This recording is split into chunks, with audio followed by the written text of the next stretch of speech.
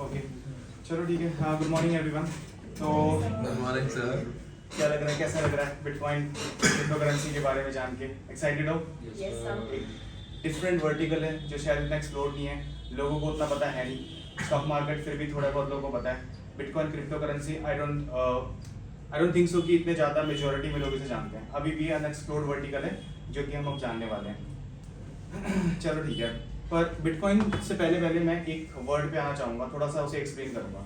उसका नाम है एवोल्यूशन। ठीक है, इवोल्यूशन में क्या होता है, हम हमेशा हर एक फील्ड में इवॉल्व कर रहे होते हैं। ह्यूमन नेचर ही ऐसा है कि इवॉल्व हमें करना होता है हर एक फील्ड में, राइट? तो फॉर एग्जांपल अगर मैं इवोल्यूशन की बात करूं इन टर्म्स ऑफ ट्रांसपोर्ट, तो सबसे पहले ह्यूमन बीइंग वॉक करके ट्रांसपोर्ट मतलब बेसिकली वॉक करके डिस्टेंस ट्रैवल करते थे। देन उन्होंने एनिमल्स का यूज़ किया, फिर उन्होंने कार्ट सिस्टम लेके आए, देन ट्रेन आया, शिप आया, एयरप्लेन्स आए, अब बसेज हैं, मेट्रो है, फ्लाइट्स है, राइट? तो एक चीज ये है कि हम कुछ ना कुछ नया तरीका ढूंढते रहते हैं, ये इंसानी नेचर है, इंसानी फितरत है, ठीक है? बट सिमिलरली अगर आप मोबाइल फोन के एवोल्यूशन के बारे में बात करोगे तो सबसे पहले इस टाइप के फोन आते थे, बिल्कुल बेसिक। देन उसके बाद ग्राम बेल फोन आने लग गए, ग्राम बेल के बाद फिर डायलर वाले फोन आने लग गए, डायलर के बाद ऐसे फोन आए जिसमें डिस्प्ले आने लग गया। देन वायरलेस का जमाना आया, वायरलेस के बाद ब्लैक एंड व्हाइट फोन आए जिसमें डिस्प्ले होता था, उस पर भी फिर कलर आए, एंड देन ये एंड्रॉइड फुल टच स्क्रीन वाले फोन आने लग गए, राइट? तो इधर भी हम हर एक फील्ड में इवॉल्व कर रहे हैं हर एक पैसेज ऑफ ईयर के बाद। बट इन सब चीजों में ना एक चीज बड़ी कॉमन है, इस पूरी हायरार्की में मिडिल मैन में, अगर मिडिल मैन को आप फ्यूचर के बारे में बताओगे ना तो वो ट्रस्ट ही नहीं करेगा आप पे, वो आप पे हंस देगा। फॉर एग्जाम्पल अगर मैं इस वाले टाइम पे किसी को बोलता कि भाई हम फ्यूचर में ऐसी कोई ट्रेन व्रेन होगा, सिस्टम होगा जिस पे हम बहुत स्पीड से पहुंच जाएंगे, तो ये मानेगा नहीं ना, उस चीज को समझ पाएगा। ठीक है, कार्ट वाले इंसान को मैं बताऊंगा हम उड़ के भी जा सकते हैं, तो बोलेगा यार ये सब तो ऐसी बातें हैं। मुझे बताया उधर और किसी को मत बोलियो। वो हंसेंगे, बेसिकली मजाक बनाता है। मिडिल मैन फ्यूचर के बारे में अगर आप किसी को एक्सप्लेन करोगे तो वो मजाक बनाता है, ठीक है? सिमिलरली जब आप फोन की एवोल्यूशन के बारे में बात करोगे तो अगर ग्राम बेल वाले फोन के इरा में आप किसी को बोलते कि आपके पास ऐसे भी डिवाइसेस हो सकते हैं जिससे आप वीडियो कॉल कर पाओगे, एक दूसरे को देख पाओगे, तो यहाँ पे भी क्या होता, वो बंदा आपका मजाक बनाता, वो इरा में आपका मजाक ही उड़ाया जाता। लोग मजाक क्यों बनाते हैं? क्योंकि वो उस चीज को समझते ही नहीं है, ठीक है? तो ये इंसानी फितरत है कि हम फ्यूचर को पहली बार देख नहीं सकते, और फ्यूचर में जब वो चीज आती है तो हम उसे यूज कर रहे होते हैं। Same is the case with money. Money में सबसे पहले आता था बार्टर सिस्टम। बार्टर सिस्टम तो सबको पता होगा क्या होता था कि हम एक गुड देते थे, दूसरा गुड उससे ले लेते थे। फॉर एग्जाम्पल मेरे पास एप्पल्स हैं और मुझे बनाना चाहिए, तो मैं बोलता था भाई 2 एप्पल्स मुझसे ले लो, 2 बनाना मुझे इन रिटर्न दे दो। तो ये बार्टर सिस्टम होता था पहले के टाइम पे। फिर धीरे धीरे इंसानों ने गोल्ड का यूज किया लेन देन करने के लिए, फिर कॉइन्स बनाए, फिर पेपर मनी आया, फिर ये डेबिट कार्ड क्रेडिट कार्ड वगैरह आए, फिर नेट बैंकिंग आया, QR कोड वगैरह, फोन पे, पेटीएम, ये सब आ गया, राइट? और फ्यूचर क्या है अब यहाँ पे? क्रिप्टो करेंसीज है, ठीक है? बट क्रिप्टो करेंसी का कॉन्सेप्ट अगर मैं ये मेटल कॉइन या पेपर मनी वाले लोगों को समझाऊंगा तो ये लोग भी क्या बोलेंगे, यार ऐसा हो नहीं सकता। पेपर मनी यानी कि आज से 10 साल पहले भी अगर आप क्रिप्टो करेंसी किसी को बताओगे ना तो लोग इंटरेस्ट नहीं ले रहे थे। इनफैक्ट लोग अभी भी नहीं समझना चाहते इसको कि ये होता क्या है। बट गोइंग फॉरवर्ड यही फ्यूचर है, यही हमारा एक मीन्स है जिससे हम मतलब कि मनी को देखेंगे, यूज करेंगे बेसिकली। बट आज के टाइम पे क्या है, कोई मानने को रेडी नहीं है, ठीक है? चलो अब पहले बार मैं मनी की बात करता हूँ। मनी होती क्या है बेसिकली, ये मैंने लास्ट क्लास में एक्सप्लेन किया था। कोई बताएगा मनी किसको बोलते हैं? लास्ट क्लास वाले लोग, मनी वैल्यू एक्सचेंज करने के लिए medium of exchange, Medium of exchange. ठीक है? मनी कोई भी ऐसी चीज है जिससे हम यूज करते हैं as a medium of exchange, ठीक है? मनी कुछ भी हो सकता है, मनी पेपर हो सकता है, कॉइन हो सकता है, डेबिट कार्ड हो सकता है, गोल्ड हो सकता है ना? तो और एक चीज मैंने बताई थी, money is equal to value.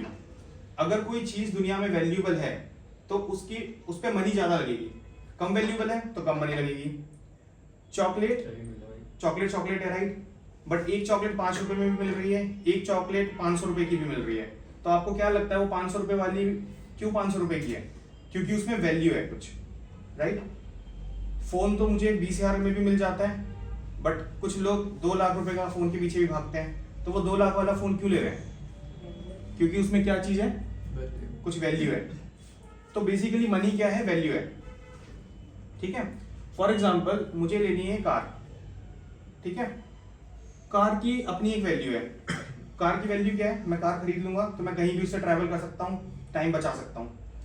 उस वैल्यू के लिए मुझे क्या देना पड़ेगा, कंपनी को मनी, ठीक है। तो बेसिकली क्या है, मैं मनी किस लिए यूज करता हूँ, कोई भी वैल्यू को लेने के लिए। क्लियर है। अब मनी वैल्यू अगर तुम्हें कॉन्सेप्ट क्लियर है तो यहां पे देखना, बार्टर सिस्टम पे money is equal to value वाला कॉन्सेप्ट नहीं होता था। क्यों नहीं होता था? फॉर एग्जांपल मुझे अगर एप्पल का यहाँ पे एक्सचेंज करना है, 4 एप्पल है, बदले में मुझे 4 बनाना चाहिए, तो वैल्यू फेयर लग रही है यहाँ पे, मतलब नहीं लग रही, लेकिन फिर भी एक्सचेंज हो सकता है, उतना ज्यादा अनइवन भी नहीं है, हो सकता है, राइट। बट अगर मैं यहाँ पे किसी से डील करता हूँ सिस्टम पे कि भाई मुझे ना हॉर्स चाहिए, बदले में तू मेरी कैट ले ले, तो क्या यहाँ पे फेयर वैल्यू एक्सचेंज हो पा रही है? नहीं हो रही ना। क्यों? क्योंकि उसकी वैल्यू ज्यादा है, इसकी वैल्यू कम है, ठीक है। तो एक्सचेंज तब होगा जब वैल्यू दोनों की इवन हो जाएगी। तो बार्टर सिस्टम में इस चीज को खत्म करने के लिए हम लोग गोल्ड पे आ गए थे, ठीक है, गोल्ड कॉइन्स वगैरह पे आए थे। अब गोल्ड कॉइन्स में क्या हो गया था कि अगर किसी को हॉर्स चाहिए तो उसको 10 कॉइन देने पड़ेंगे, और किसी को कैट चाहिए तो 2 कॉइन देने पड़ेंगे। ऐसे करके हमने वैल्यूज डिसाइड कर दी थी फिर आगे, ठीक है। बट गोल्ड के अपने लिमिटेशन होते हैं, गोल्ड आप कैरी नहीं कर सकते हर जगह, ठीक है, चोरी हो जाती है, इस वजह से गोल्ड उतना ज्यादा कन्वीनियंट नहीं रहता। प्लस गोल्ड में हो सकता है आपने सिक्के बनाए, नकली सिक्के बना दिए गोल्ड के, तो पहले के टाइम पे तो ऐसा होता नहीं था ना कि लोग वेरीफाई कर लेंगे, तो ये बड़ा इश्यू आता था कि फ्रॉड बहुत होते थे, नकली सिक्के मार्केट में आ जाते थे, ठीक है। फिर धीरे धीरे गवर्नमेंट ने क्या किया, गोल्ड के सिस्टम को हटाने के लिए उन्होंने बोला गोल्ड हमें दे दो और उसके बदले में हम एक पेपर दे देंगे उतनी वैल्यू का, और उस पेपर के बदले उस पेपर पे हम अपनी गारंटी देते हैं कि आप उतनी चीज की वैल्यू ले सकते हो कोई भी। तो फिर आजकल के जो नोट होते हैं जितने भी आरबीआई के हमारे भी है, उस पर भी लिखा होता है ना कि धारक को इतने रुपए देने का मैं वचन देता हूँ, ऐसे करके प्रॉमिस लिखा होता है। तो वो प्रॉमिस बेसिकली क्या है, गवर्नमेंट की गारंटी है, ठीक है। अब एक चीज इसको समझना, धीरे धीरे पॉपुलेशन बढ़ रही है, गोल्ड बढ़ रहा है दुनिया में, गोल्ड तो जितना था उतना ही है ना, लिमिटेड है ना। मान लो मैंने ये सिस्टम स्टार्ट किया करेंसी का, ठीक है, मेरे पास 1 करोड़ का सोना है, तो सबसे पहले मैंने जितना, अच्छा करेंसी बनती कैसे, जितने एसेट होते हैं ना आप उतनी करेंसी बनाते थे शुरू में। तो मेरे पास अगर 1 करोड़ का सोना है ना, तो मैं कितने की करेंसी बना सकता हूँ, 1 करोड़ की करेंसी बना सकता हूँ, ठीक है। बट गोइंग फॉरवर्ड पॉपुलेशन आपको लगता है बढ़ रही है, ऑब्वियसली बढ़ रही है, तो क्या वो 1 करोड़ आने वाले फ्यूचर तक सफिशिएंट रहेंगे? नहीं सर। नहीं ना। तो इसका मतलब क्या होगा, मुझे सारे लोगों की जितनी भी मतलब बेसिकली रिक्वायरमेंट है उनको मीट करने के लिए ज्यादा से ज्यादा करेंसी प्रिंट करनी पड़ेगी। तो इसीलिए मैं गोल्ड को अब स्टैंडर्ड नहीं रख पाऊंगा, ठीक है। तो गवर्नमेंट ने बोला गोल्ड को कंप्लीटली पिक्चर से हटा दो, अब हम बिना गोल्ड के पेपर मनी अपनी गारंटी पे प्रिंट करेंगे। तो यूएस में यही होता है, यूएस डॉलर जो है वो किसी भी एसेट से बैक्ड नहीं है, वो जस्ट एक पीस ऑफ पेपर है, गवर्नमेंट जब चाहे कितना मर्जी प्रिंट करके मार्केट में सर्कुलेट कर सकती है। मगर ऐसे इकोनॉमी नहीं खराब नहीं होती? तभी तो यूएस में ही कांड होते हैं हर बार रिसेशन वगैरह के। दोबारा हो जाए एक बार। इसीलिए यूएस में होता पैसे है। लगा रखे क्रिप्टो में मतलब आपसे निकालने वाला है। ठीक है। अच्छा, तो इससे एक प्रॉब्लम आती है, ठीक है, अगर गवर्नमेंट बार बार पेपर करेंसी प्रिंट करती चली जाएगी, प्रॉब्लम क्या आएगी, मनी जो है, ठीक है, वो सबके पास आ जाएगी, ज्यादा से ज्यादा आ जाएगी। तो मनी जब भी मार्केट में सर्कुलेट होती है ना, इन्फ्लेशन बढ़ जाती है, ठीक है। फॉर एग्जाम्पल मैं अगर आटा लेट्स से 50 रुपए किलो बेच रहा हूँ, खरीदने वाले मेरे पास सिर्फ 10 लोग हैं, बट कल को मैं देख रहा हूँ मेरे पास खरीदने वाले 100 लोग आ रहे हैं, तो मैं क्या करूंगा, उस आटे का दाम बढ़ा दूंगा। क्यों? क्योंकि डिमांड बढ़ रही है, डिमांड बढ़ रही है तो मैं प्राइस को हाइक कर दूंगा, ठीक है। तो जब भी मनी प्रिंटिंग होती है तो उससे क्या चीज होती है, पहला पॉइंट इन्फ्लेशन बढ़ता है, ठीक है। और इन्फ्लेशन जो है वो बहुत खतरनाक चीज है, क्यों? क्योंकि वो आपकी मनी की वैल्यू गिरा देता है, ठीक है। चलो नेक्स्ट बात करते हैं यहाँ पे अभी हमारी पेमेंट सिस्टम का। करंट पेमेंट सिस्टम है, उसका एक एग्जांपल मैंने यहाँ पे समझा रखा है। फॉर एग्जांपल मुझे जूते खरीदने जाना है, एक जूते मुझे पसंद है, वो 4000 के हैं, ठीक है, और मुझे पेमेंट करनी है ऑनलाइन QR कोड वगैरह के थ्रू, ठीक है। तो अभी क्या होता है बेसिकली, जैसे मैं पेमेंट कभी करता हूँ किसी को, तो मेरा जो बैंक है पहला स्टेप वो क्या चेक करेगा यहाँ पे कि क्या मेरे पास 4000 रुपीज है अकाउंट में या नहीं, ठीक है। ये मैं स्टेप्स बता रहा हूँ, किसी भी पेमेंट का स्टेप्स क्या इन्वॉल्व होते हैं। तो पहला पॉइंट क्या होता है कि मेरे पास 4K का बैलेंस है, हाँ या ना। इफ मेरे पास 4K का बैलेंस है, ठीक है, तो मेरे में से वो 4K का बैलेंस हटा दो और जिसको मैं पे कर रहा हूँ उसके में वो 4K का बैलेंस ऐड कर दो, ठीक है। ये एक सिंपल तरीका है अभी पेमेंट करने का, ठीक है। तो इसमें 3 स्टेप आ गए। पहला स्टेप वेरीफाई करना मेरे पास फंड है कि नहीं, दूसरा स्टेप मेरे में से डिडक्ट करना, तीसरा स्टेप जिसको भेज रहा हूं उसके में ऐड करना, ठीक। अब ये 3 स्टेप हुए, ये 3 स्टेप में से 2 स्टेप जो हैं वो इंपॉर्टेंट है, मेरे में से डिडक्ट करना और अगले में ऐड करना। किसी ने इसका नाम सुना है? लेजर। कॉमर्स वालों को पता होगा लेजर क्या होता है ना। लेजर बेसिकली कुछ नहीं है, एक ऐसी शीट है जहां पे हम डेटा को स्टोर कर रहे हैं, ट्रांजैक्शन डेटा को एंट्री कर रहे हैं। Think of it like a passbook, ठीक है। For example in a passbook if you pay attention to it then you may find कि यहाँ पे हर एक डेट के अक्रॉस आपकी ट्रांजैक्शंस होती हैं कि कितना बैलेंस आपसे डेबिट हुआ है और कितना क्रेडिट हुआ है, राइट, है ना। तो हम लोगों को, ह्यूमंस को ये चीज समझ में आने लग गई कि digital payment is nothing but entries. Digital payment है क्या? सिर्फ एंट्री है, मेरे में से कम होगा किसी में ऐड हो जाएगा, दैट्स ऑल। तो ना हमें पेपर मनी की जरूरत है, ना हमें गोल्ड कॉइन की जरूरत है, हमें किसी की जरूरत नहीं है, हमें सिर्फ इस लेजर की जरूरत है, ठीक है।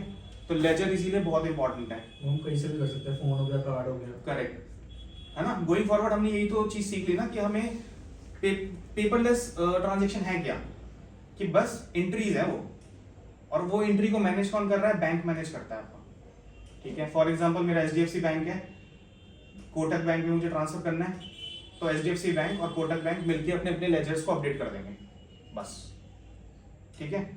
तो करेंसी में ट्रांजैक्शन का रोल प्ले कौन कर रहा है यहाँ पे? लेजर, ठीक है। लेजर में तो किसी को इश्यू नहीं है ना, क्योंकि ये सब इंपॉर्टेंट पॉइंट्स हैं आगे चीजों को समझने के लिए, ठीक है। पासबुक तो सबके पास होगी, सबने देखा ही होगा, ये डेबिट हो जाता है, क्रेडिट हो जाता है ना।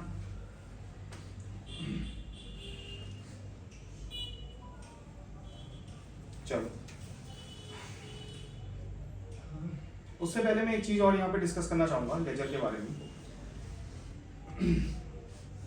मैंने कोई ट्रांजैक्शन करी, ठीक है, उसका डेटा HDFC के पास है, ठीक है, राहुल के पास है कोटक बैंक, लेट्स से। तो क्या कोटक बैंक वाले HDFC वाले भी ट्रांजैक्शन देख सकते हैं? नहीं सर, नहीं देख सकते। क्या मैं कोटक वाले की ट्रांजैक्शन देख सकता हूँ? नहीं देख सकता, ठीक है। इस चीज को क्या बोलते हैं? सेंट्रलाइजेशन, ठीक है, कि किसी एक अथॉरिटी के पास आपके डेटा का पूरा पूरा हक है। हाँ, जैसे RBI है, RBI तो सबको कंट्रोल करती है, उसके पास सबका डेटा है, सारे बैंक का डेटा है। बट HDFC वालों के पास कोटक का नहीं होगा, कोटक के पास एक्सिस का नहीं होगा, ठीक है। तो यहाँ पे क्या होता है, डेटा की मतलब ये कह सकते हो कि नुकसान है, ये मैं देख नहीं पा रहा किसी और का डेटा, या कोई और मेरा डेटा नहीं देख पा रहा, ठीक है। ये नुकसान क्यों, मैं आगे बताऊंगा इस चीज को। सेंट्रलाइजेशन वर्ड मैंने अभी अभी यूज किया। सेंट्रलाइजेशन का मतलब होता है किसी एक सेंटर सिस्टम के पास अगर कंट्रोल हो, उसको बोला जाता है सेंट्रलाइज सिस्टम। तो बैंक को कौन कंट्रोल कर रहा है इंडिया में? लेट्स से RBI कंट्रोल कर रही है, सारा का सारा कंट्रोल उनके पास है। तो कभी भी ना कंट्रोल अगर सेंट्रलाइज्ड चीजों के पास होता है ना, तो वहां पे चांसेस होते हैं कि चीजें बिगड़ेंगी, ठीक है। फॉर एग्जाम्पल गवर्नमेंट चाहे जब चाहे 500 और 1000 रुपए के नोट को बैन कर सकती है, जो कि गवर्नमेंट ने किया भी था 2016 में। कितने लोगों ने जान गंवाई थी, कितने लोगों की वेल्थ डिस्ट्रॉय हो गई थी कुछ दिनों के अंदर अंदर, ठीक है। सबसे गलत चीज ये जो करते हैं वो करते हैं प्रिंट करना अनलिमिटेड नोट। प्रिंटिंग से क्या दिक्कत आती है, मैंने अभी भी बताया था, इन्फ्लेशन हो जाता है। जितने ज्यादा नोट प्रिंट होंगे इन्फ्लेशन आ जाएगा, ठीक है। उससे भी गलत चीज ये लोग क्या करते हैं, लोन देते हैं ऐसे लोगों को जिनका क्रेडिट ही नहीं है। ठीक है, बैंक का सिस्टम काम कैसे करता है किसी को पता है ना? हम अपना पैसा बैंक में डालते हैं और बैंक उस पैसे को किसी और को लोन पे दे देता है 30% 40% हाँ। होता है और हमें देता है 6। और हमें देते हैं 6%, खुद वो लेते हैं 30-40%। बट व्हाट इफ वो बंदा लेके ही भाग गया पैसा, तो हमारा पैसा तो गया ना। अब बड़े बड़े ऐसे फ्रॉडस्टर हैं इंडिया में जो इंडिया से लूट के बैग के, हाँ ठीक है, हाँ ये एग्जांपल है जैसे, ठीक है। तो वो पैसा किसका था? वो पैसा बैंक का पैसा थोड़ी था, नीरव मोदी। नीरव, हाँ ये आम जनता का पैसा था। ठीक है, तो बैंक को कोई नुकसान नहीं हुआ, आम जनता को नुकसान हुआ था। तो इसीलिए सेंट्रलाइजेशन का फॉल्ट यही है कि हम अपनी पैसे की पावर किसी और के हाथ में दे रहे हैं। अब किसी और के हाथ में दे दोगे तो भाई वो मिसयूज तो कर सकता है ना। उसमें भी आपको 5 लाख रुपए मिलेगा, 5 लाख से बस ऊपर नहीं मिलेगा। उससे ऊपर कुछ मिलेगा ही नहीं। अगर 50 लाख रुपए की सेविंग कर रखी है तो हाँ। 5 लाख मिलेंगे। और अगर 50 से कमा तो लाख मिलेगा। नहीं 5 लाख तो मिलेगा। सिर्फ 5 लाख की गारंटी ले लेता है। पाँच- कोई रूल्स 5 लाख की इन्वेस्ट वो सेविंग है ना, तो 5 लाख तो मिलेंगे मिलेगा, ऊपर वाले मिलेंगे। ऊपर वाले नहीं मिलेंगे। पैसे ठीक है, तो बेसिकली यहाँ बात क्या चल रही है कि पैसा आपका, और लास्ट में अगर कुछ प्रॉब्लम हुई तो सफर भी कौन करेगा? आप लोग करोगे एंड ऑफ द डे। ठीक है, तो ये सेंट्रलाइजेशन के साथ दिक्कत है, सेंट्रलाइज सिस्टम के साथ। ठीक है, अब इसका एग्जांपल था लीमन ब्रदर्स, यस बैंक का पूरा सबको पता होगा क्या हुआ था, ठप हो गया था, लोग के पैसे लोग नहीं निकाल पा रहे थे, राइट। लीमन ब्रदर्स 2008 में यूएस में फाइनेंशियल क्राइसिस आए थे, तो यूएस की वजह से पूरी मार्केट में रिसेशन आ गया था पूरे वर्ल्ड में, और लीमन ब्रदर्स एक बहुत बड़ा बैंक था, ये बैंकरप्ट हो गया था वहां पे। इसने क्या किया था? लोन दे दिए थे लोगों को, और ऐसे लोगों को जिनका क्रेडिट पुअर था। और एंड में क्या हुआ? क्योंकि पुअर क्रेडिट था तो वो लोग बंदे लोन को रिपे नहीं कर पाए, तो एंड ऑफ द डे वो पैसा किसका था? आम जनता का पैसा था। अब वो क्या हो गया? वहां पे डिस्ट्रॉय हो गया, तो लोगों ने सफर किया। सेंट्रलाइजेशन के कुछ प्रॉब्लम मैं आपको यहाँ पे बताता हूँ, जैसे कि बैंक हम पे लिमिट लगाता है कि आप यूपीआई पे 1 लाख से ज्यादा पैसा नहीं भेज पाओगे 24 आवर्स में। मेरा ही पैसा है, मुझे कहीं भेजना है, मुझे इमरजेंसी है, बट मैं तब भी नहीं भेज पाऊंगा। पैसा मेरा, फिर भी कंट्रोल मेरे हाथ में नहीं है। तो क्या ये चीज अच्छी है बुरी है? बेकार है। मैं ट्रांजैक्शन करता हूँ 1 करोड़ से ऊपर की, तो सबसे पहले नोटिस किसको जाता है? इनकम टैक्स अथॉरिटीज को। तो यानी कि वो लोग मेरे पे नजर रख रहे हैं यहाँ पे। तो मेरा पैसा है, मैं कुछ भी करूं, बट फिर भी गवर्नमेंट की, थर्ड पार्टी की मेरे पे नजर है। कहीं अब्रॉड से पैसा आता है तो मेरा अकाउंट फ्रीज भी हो सकता है। ठीक है, तो ये सब क्या चीज है? ये कमी है हमारे सिस्टम पे। तो दैट्स वाई सेंट्रलाइजेशन होना में क्या होता है? प्रॉब्लम ज्यादा आती है। हाँ, लिमिट्स है, लिमिटेशंस बहुत है इस सिस्टम पे। ठीक है, तो जो मैंने बातें अभी बोली वही मैंने यहाँ पे छोटे छोटे पॉइंट्स पे लिख दिए कि सेंट्रलाइजेशन का बड़ा सिस्टम है, मतलब जितने बड़े सिस्टम है सेंट्रलाइज हैं, और उनके साथ प्रॉब्लम भी है। फिर सेकंड, इन्फ्लेशन आ जाती है ज्यादा से ज्यादा मनी प्रिंट करने पे। अब क्या हुआ था 2008 में जब फाइनेंशियल क्राइसिस आए थे, तो लोगों का जो ट्रस्ट है ना बैंक पे, वो खत्म हो गया था। ठीक है, कोई ट्रस्ट करने को तैयार नहीं था। तो लोग क्या डिमांड कर रहे थे उस टाइम कि काश कोई ऐसा सिस्टम आता जिसपे हमारा मनी किसी सिंगल एंटिटी कंट्रोल ना कर पाए। काश कोई ऐसा सिस्टम आता। लोग उस टाइम इस तरीके की बातें करने लग गए थे, बहुत ज्यादा, मतलब बैंक वगैरह सिस्टम को यहाँ पे ब्लेम कर रहे थे लोग। फिर 2008 में आता है बिटकॉइन। ठीक है, अब बिटकॉइन 2008 में एक्चुअली आता नहीं, 2008 में स्टार्ट होता है इसका कॉन्सेप्ट। पहली बात, ये बनाता कौन है किसी को नहीं पता किसने बनाया। ठीक है, बस एक बंदा है, उसने नाम रखा हुआ है सतोशी नाकामोटो। वो भी सही नहीं है। हाँ, वो भी उसने एक स्यूडो नाम दिया है, मतलब वो रियल नेम नहीं है उसका। अब भी एक का है, नहीं क्या पता 10 का। हाँ, वो एक इंसान नहीं हो सकता है, वो 10 इंसान हो, पूरा कोई ग्रुप हो, बट उन्होंने एक स्यूडो नेम रख दिया सतोशी नाकामोटो। ठीक है, इसने एक व्हाइट पेपर रिलीज किया। व्हाइट पेपर क्या होता है? व्हाइट पेपर एक तरीके से एक ऐसा पेपर है जो आपको उस चीज के बारे में, प्रोसीजर के बारे में एक्सप्लेन करेगा। फॉर एग्जाम्पल, आप जब फोन खरीदते हो तो आपको एक छोटी सी मैनुअल मिलती है उस डब्बे के अंदर। तो उस पर क्या होता है? उसमें बेसिक चीजें मेंशन कर रखी होती है कि एक मोबाइल फोन है, इस पे ये बटन से ये हो जाएगा, यहाँ क्लिक करोगे तो ऐसा हो जाएगा, राइट। तो मैनुअल में क्या होता है? आपको प्रोसीजर्स लिखे होते हैं उसको यूज करने के। तो सबसे पहले इंटरनेट में इसने यहाँ पे व्हाइट पेपर रिलीज किया था बिटकॉइन के बारे में, और बिटकॉइन को नाम क्या दिया था? A peer to peer electronic cash system. ठीक है, पीयर टू पीयर का मतलब क्या है? भेजने वाला और लेने वाला, ठीक है, पेमेंट सिस्टम, यानी बीच में कोई नहीं आ रहा। अभी क्या होता है? Customer to customer, customer to customer है डायरेक्ट, बीच में सेंट्रलाइज सिस्टम कोई नहीं है। अभी क्या होता है? पीयर बैंक देन पीयर, अभी ये चल रहा है मॉडल। बट बिटकॉइन ने क्या बोला? मैं peer to peer electronic cash system लेके आ रहा हूं, कि यानी पर्सन टू पर्सन आप डायरेक्ट ट्रांजेक्शन दोगे, बीच में कोई आएगा ही नहीं, ठीक है। तो सबसे बड़ा पॉइंट ये क्या लेके आया जो लोगों को अट्रैक्टिव लगा? डिसेंट्रलाइजेशन, कि कोई बैंक कंट्रोल नहीं कर रहा, मेरा पैसा मेरे हाथ में है, मेरे पास पूरा उसका कंट्रोल है, ठीक है।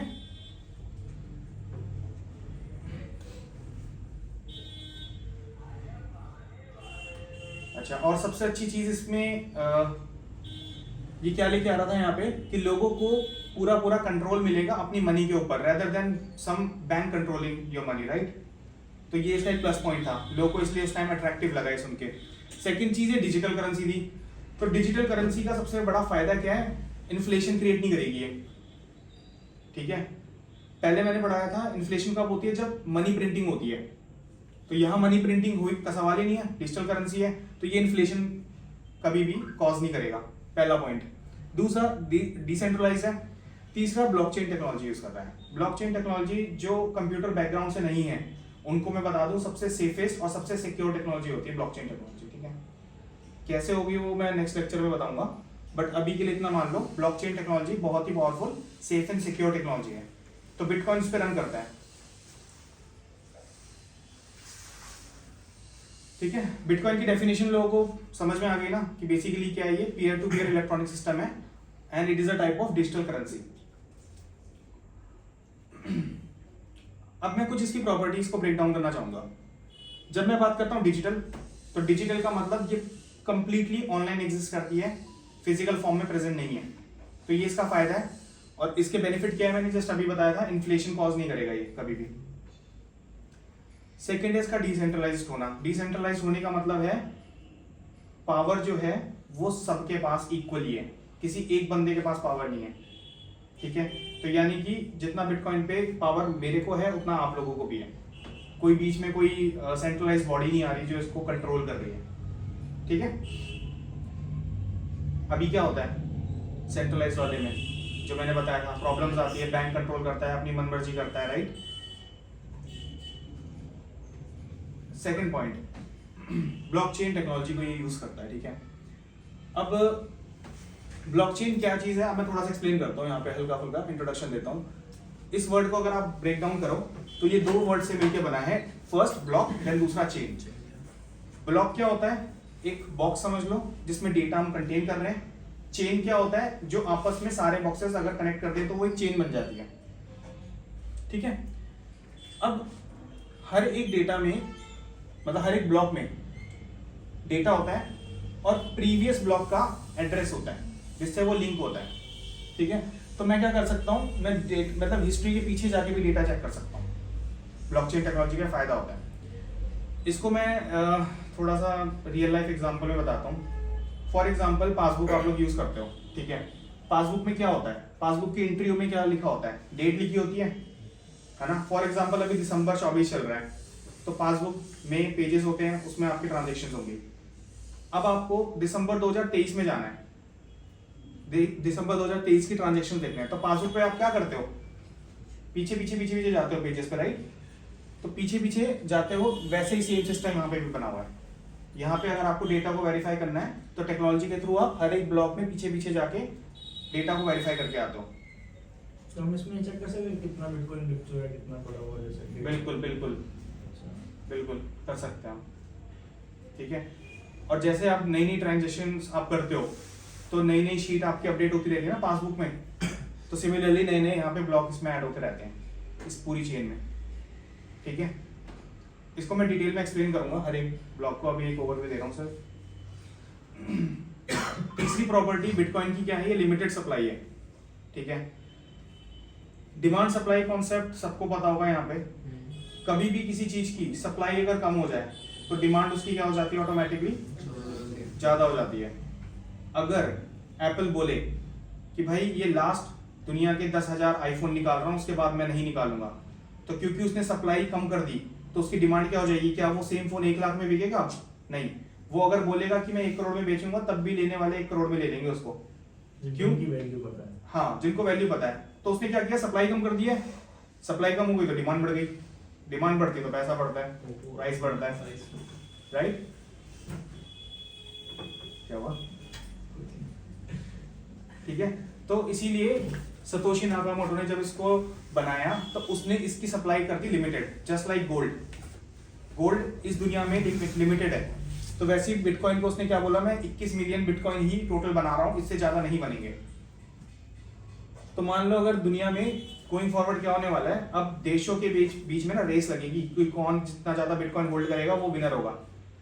आज तक क्या होता था, जिस कंट्री में जितना गोल्ड है वो अपने आप को इकोनॉमिकली स्ट्रांग बताता था। गोइंग फॉरवर्ड यहाँ पे गोल्ड रश आने वाला है बिटकॉइन की एरा में, कि जितने ज्यादा बिटकॉइन जो कंट्री होल्ड करेगी वो कंट्री गोइंग फॉरवर्ड बहुत ही ज्यादा प्रोग्रेस करेगी। और अब कंट्रीज इसके पीछे लग गई हैं, ये सिर्फ लोगों के बीच की बात नहीं रही। यूएसए धड़ल्ले से खरीद रहा है, ब्लैक रॉक धड़ल्ले से खरीद रहा है, एल सल्वाडोर एक कंट्री है, वो डेली का डेली खरीद रही है, वो भी भूटान खरीद रहा है। सोचो, भूटान का अभी किसी ने नाम नहीं सुना होगा, भूटान चुपके से खूब सारे बिटकॉइन खरीदे जा रहा है, माइन कर रहा है इनको। तो जिस दिन कंट्रीज के बीच में रेस लग गई और पूरी दुनिया में सिर्फ 21 मिलियन ही बिटकॉइन है, तो आप लगा लो अगर आपके पास 0.1 बिटकॉइन भी प्रेजेंट होगा ना, तो आप दुनिया के टॉप लोगों में शामिल हो जाओगे, इतनी पावर है इसकी। डिमांड में आने दो, भी दिक्कत नहीं। अभी भी डिमांड नहीं है ऐसे, तो ये वैसे ही आएगी। बूम कर रहा है अभी तो। हाँ। ये भी। लास्ट 10 साल में 18,000% का रिटर्न दे दिया है इसने, बेस्ट परफॉर्मिंग एसेट है ये। और अगले 10 साल में फिर और देख लेना आप कितना परफॉर्म करेगा, क्योंकि अब अगले 10 साल लोगों के बीच की बात नहीं है, कंट्रीज भागेगी फिर बिटकॉइन के पीछे में। और इंडिया अभी बहुत लैग कर रहा है इस चीज में, ऑल्दो इंडियंस के पास बहुत सारा बिटकॉइंस है, बट कंट्री वाली रेस अभी स्टार्ट हुई है just. But I am not sure India भागेगा कि नहीं भागेगा इस रेस में। इंडियन अकाउंट में नहीं रखते, जैसे जो बाहर बैठे थे ना उनको कराते हैं टैक्स की वजह से। जैसे हाँ। मेरे फैमिली में भी यही बात है, टैक्स का रुला है। टैक्स का सीन है। ठीक है, तो ये चीज समझ में आई, बिटकॉइन की प्रॉपर्टी है बहुत इंपॉर्टेंट, कि 21 मिलियन बिटकॉइन ही है इस दुनिया में, और जिसमें से 5 मिलियन तो ऐसे हो गए कि खत्म हो गए हैं या लोग उसके पासवर्ड भूल चुके हैं, तो ये सप्लाई और भी कम हो गई, अब 16 मिलियन है। तो जैसे पोकेमॉन एक कार्टून आता था, ठीक है, किसी ने उसका स्लोगन होता था got catch am all, right? तो वैसे ही अब लोगों में रश चलेगा कि जितने बिटकॉइन खरीद सको, जितने कलेक्ट कर सको, कलेक्ट करो। गोइंग फॉरवर्ड यही असली एसेट है, क्योंकि अब इसमें गोल्ड रश आएगा जब कंट्रीज पार्टिसिपेट करने लग जाएंगी, जो कि ऑलरेडी स्टार्ट हो चुका है। ठीक है, स्यूडोनॉमस ट्रांजैक्शन, ठीक है, स्यूडोनॉमस ट्रांजैक्शन का यहाँ पे क्या मतलब होता है? लेक्चर के स्टार्टिंग में ना मैंने एक एग्जांपल दिया था कि मेरा HDFC बैंक है, कोटक बैंक राहुल का है, मैं उसकी ट्रांजैक्शन नहीं दे सकता, वो मेरी ट्रांजैक्शन नहीं दे सकता, ठीक है, चीजें ट्रांसपेरेंट नहीं है। बट बिटकॉइन के केस में सेंट्रलाइज्ड कुछ भी नहीं है, सब डिसेंट्रलाइज्ड है। तो मैं चाहूँ, अगर मुझे राहुल का वॉलेट एड्रेस पता है, ठीक है, तो मैं राहुल की सारी ट्रांजैक्शंस देख सकता हूँ, ठीक है। तो यहाँ पे ये फायदा है। नेता लोगों के पास कितना पैसा लेन देन हो रही है अभी हम पता लगा सकते हैं? नहीं पता लगा सकते, लेकिन अगर हमें डिजिटली पता लग जाए कि नेता के वॉलेट का एड्रेस क्या है, तो मुझे लिटरली उसकी हर एक ट्रांजैक्शन यहाँ दिखती है, क्योंकि जो बिटकॉइन का लेजर है वो एक पब्लिक लेजर है, कोई भी देख सकता है उसको। तो अभी तक पहली से लेके जितनी भी ट्रांजैक्शन हो रखी है, हर ट्रांजैक्शन को हम देख सकते हैं। तो ये एक इसकी प्रॉपर्टी है जिससे आप क्राइम को ट्रैक कर सकते हो, ठीक है। बट इसमें फर्क क्या है? देखो लेजर में एंट्री कैसे हो रही है। जैसे आप पासबुक को समझो, पासबुक में सबसे पहली एंट्री क्या होती है? डेट होती है, टाइम लिखा होता है कि कितने बजे कितनी डेट पे ये ट्रांजैक्शन हुई। सिमिलरली यहाँ पे भी ऐसे ही लिखा हुआ है। फिर किसने किसको दी वो भी यहाँ पे लिखा हुआ है, from this to this. And फिर अमाउंट होता है कि कितने अमाउंट में ये ट्रांजेक्शन गई, वो भी सबसे लास्ट कॉलम पे लिखा हुआ है। बस फर्क कितना है कि यहाँ पे लोगों की प्राइवेसी के लिए लोगों के नाम नहीं लिखे होते, बट उसके बजाय कुछ इस तरीके के कोड लिखे होते हैं, और ये कोड हर एक बंदे का कांस्टेंट रहता है फिर हमेशा। फॉर एग्जांपल मेरा कोई वॉलेट है ना, तो मुझे एक नाम मिल जाएगा इस तरीके का, और वो कांस्टेंट रहेगा मेरे लिए, ठीक है। तो इसके वो भी तो है भाई कि हैक वगैरह भी तो हो सकता है। नहीं हैक नहीं होता है। ये हैक नहीं होता, ब्लॉकचेन हैक नहीं होता। ब्लॉकचेन हैक नहीं हो सकती, यही तो सबसे बड़ा इसका प्रॉपर्टी है। जो मैं बता रहा था, ये सबसे मतलब सेफेस्ट टेक्नोलॉजी है। 5 मिलियन डिस्ट्रॉय हो गए ना उनके पास, इसका पता कोई चल जाती नेगेटिव है। पॉइंट्स भी है। नेगेटिव पॉइंट ये है, अगर किसी को एड्रेस गलत से पता चल गया तो देरी होती है। बस यही नेगेटिव पॉइंट है। अगर किसी को आपका एड्रेस पता लग गया ना तो वो सारी ट्रांजेक्शन आपकी देख सकता है। अच्छा सागर, ये कॉइन डीसीएक्स में जो है हाँ हाँ, वो वॉलेट नहीं है ना, वो वेब 3 में वॉलेट है। वेब 3 में वॉलेट है। वेब 3 में वॉलेट है। तो अगर मैं चाहूँ ना कि रोहित कितने कॉइन होल्ड करता है तो मैं वेब 3 से देख वॉलेट सकता का हूँ। एड्रेस मुझे कैसे दिखेगा या आपको कैसे दिखेगा? हाँ, तो जैसे आप वेब 3 में लॉगिन करोगे तो चलो बाद में देख लेंगे। अभी आप दिखा दो, मैं कल कुछ खोल के बैठूंगा आपका। आउट ऑफ टॉपिक है, बाद में चलो ठीक है, मैं एक्सप्लेन करूंगा कैसे दिखता है। तो वेब 3 से मैं अपना वॉलेट भी, आप लोग देख सकते हो मेरा वॉलेट कि मैंने कितने कॉइन्स दे रखे हैं। ये मैं एक्सप्लेन करूंगा कैसे बाद में, ठीक है। चलो अब बिटकॉइन काम कैसे करता है, तो मैं इधर जाने से पहले मैं पेटीएम के एग्जांपल पे आऊंगा। जब पेटीएम शुरू में इंडिया पे आया था, नई नई टेक्नोलॉजी आया था, ठीक है, तो पेटीएम में ट्रांजेक्शन करने के लिए रिक्वायरमेंट क्या होती थी कि पेटीएम का एक सॉफ्टवेयर है, एक ऐप मिलती थी। वो ऐप मेरे पास भी होनी चाहिए, वो ऐप दुकानदार के पास भी होनी चाहिए। और उस ऐप में क्या होता था, एक वॉलेट होता था। तो पहले मैं पैसा अपने वॉलेट में स्टोर करता था, फिर क्यूआर कोड को स्कैन करके अगले के वॉलेट में भेजता था। यही मैकेनिज्म होता था पेटीएम का। सेम यही मैकेनिज्म उसने बिटकॉइन से कॉपी किया था। तो बिटकॉइन में ट्रांजेक्शन करने के लिए आपको क्या चाहिए, एक सॉफ्टवेयर का टूल चाहिए था, यानी कि एक ऐप चाहिए होती थी। उस पर आपके पास बिटकॉइन का वॉलेट होता था। आप जिसको भी आप बिटकॉइन आपको सेंड करना है, आपको क्यूआर कोड मिलता था। क्यूआर कोड को सेंड करो या फिर वो जो एड्रेस, इस टाइप का जो मैं एड्रेस दिखा रहा हूँ, इस टाइप का एड्रेस मिल जाता था, ठीक है। उस पर फिर आप ट्रांजेक्शन कर सकते हो। तो wallet to wallet bitcoin transfer हो जाते थे। अब पेटीएम पे जब आप ट्रांजेक्शन करते थे तो क्या वो ट्रांजेक्शन के बाद आपसे कोई पास की या पासवर्ड मांगता था? पेटीएम मांगता ही था। यूपीआई में भी जैसे करते हो तो जब स्कैन करते हो तो डायरेक्ट पेमेंट नहीं भेज सकते ना, बीच में आपसे वो आपका पासवर्ड या पिन मांग रहा होता है। वॉलेट में नहीं मांगता था। वॉलेट में नहीं मांगता था, लेकिन उसमें यूपीआई वगैरह में मांगता है। हाँ, उसमें नहीं मांगता था, बट स्टार्टिंग में क्या होता था, फिर बाद में ठीक है। तो यहाँ पे भी सिमिलरली यही होता है। आपके पास एक पासवर्ड होता है, सेम चीज होती है, ठीक है। उसको यहाँ पे बोला जाता है की। पासवर्ड ना बोल के इसमें क्या बोलते हैं उसको, प्राइवेट की नाम है यहाँ पे। तो प्राइवेट की आप डालते हो, उससे फिर आपके bitcoin person A to person भी सेंड हो जाते हैं, ठीक है। अब एक चीज मुझे बताना, जब हम बैंक को बीच में लेके आते हैं, जो अभी करंट फाइनेंशियल सिस्टम है हमारा, हमारी ट्रांजैक्शन का जो रोल है, जो ट्रांजैक्शन को मैनेज कर रहा है, वो कौन करता है? बैंक करता है। और बैंक का मतलब है, बैंक में भी कौन कर रहा है? कुछ एम्प्लॉयज कर रहे हैं हमारे जैसे ही, है ना। अब वहां पे बैंक वाले कर रहे हैं, काम कर रहे हैं, ठीक है। तो उन एम्प्लॉयज को मैनेज करने के लिए उनको क्या मिलता है? सैलरी मिलती है, तनख्वाह मिलती है ना। तो वैसे ही बिटकॉइन के नेटवर्क को चलाने के लिए बीच में बैंक तो नहीं है, तो मैनेज कौन कर रहे हैं? यहाँ पे जो लोग बिटकॉइन की ट्रांजैक्शन को मैनेज कर रहे हैं, उनको हम लोग क्या नाम देते हैं? उनको बोलते हैं माइनर्स। तो माइनर्स वो लोग हैं जो बिटकॉइन की पूरी ब्लॉकचेन की ट्रांजैक्शंस को माइन कर रहे हैं या चेक कर रहे हैं या वेरीफाई कर रहे हैं। बैंक वाले क्या करते थे? उन लोगों को सैलरी देते थे। तो सिमिलरली जो बंदा यहाँ पे नेटवर्क पे माइनर बनेगा, तो बिटकॉइन की चेन उसको क्या देगी? कुछ रिवॉर्ड देना पड़ेगा। तो वो रिवॉर्ड मिलता है अभी की डेट पे 3.125 BTC एज अ रिवॉर्ड। यानी कि अगर आप एक ब्लॉक बनाते हो, सारी ट्रांजैक्शन वेरीफाई करते हो, तो आपको बदले में कितना रिवॉर्ड मिलेगा? 3 बिटकॉइन। और 3 बिटकॉइन की कीमत आप लोग जानते हो अभी करंटली कितनी हो रही है, 2,40,000 है ना। अभी तो शायद 96 था इंडियन में, कल देखा था मैंने, है ना, 96। 3 करोड़ मान लो। चलो करीब 3 करोड़ रुपए। तो जो बिटकॉइन के नेटवर्क को मतलब मैनेज कर रहा है, नए ब्लॉक को ऐड कर रहा है, ट्रांजैक्शन वेरीफाई कर रहा है, उसको कितना मिल रहा है यहाँ पे? 3 करोड़। और ये 3 करोड़ हर एक 10 मिनट में मिलता रहता है किसी ना किसी को। तो इसीलिए माइनिंग इंडस्ट्री में बहुत कंपटीशन है। माइनर बनना भी आसान नहीं है। क्यों? क्योंकि रिवॉर्ड इतना तगड़ा है, सब नहीं ले पाएंगे इसको। और माइन कौन कर सकता है? आप और मैं भी माइन कर सकते हैं, बट उसके लिए हमें क्या चाहिए? हमें बहुत ही अच्छे लेवल की कंप्यूटेशन पावर चाहिए।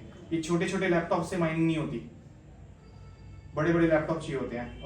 लैपटॉप कह रहा हूँ, बड़ी बड़ी मशीन्स होती है, सुपर कंप्यूटर्स होते हैं, ठीक है, वो चाहिए होते हैं। अब मैंने बताया था बिटकॉइन जो है वो बेसिकली एक लेजर है जिसमें नई नई ब्लॉक्स ऐड हो रहे हैं, ठीक है। तो जो ब्लॉक है ना, हर 10 मिनट में एक नया ब्लॉक ऐड हो जाता है चेन पे। हर 10 मिनट में एक नया नया ब्लॉक ऐड होता रहता है। एक वेबसाइट है, इस पे मैं देख सकता हूँ कि अभी कितने ब्लॉक, अभी करंट पे कौन सा ब्लॉक माइन हुआ है और कितने रुपए किसको मिले, वो इस वाली वेबसाइट से आप देख सकते हो।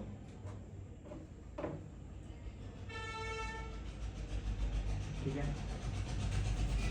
चलो अब नेक्स्ट प्रॉपर्टी है बिटकॉइन की सिक्योरिटी और ट्रस्ट। कैसे देखेंगे और ठीक है,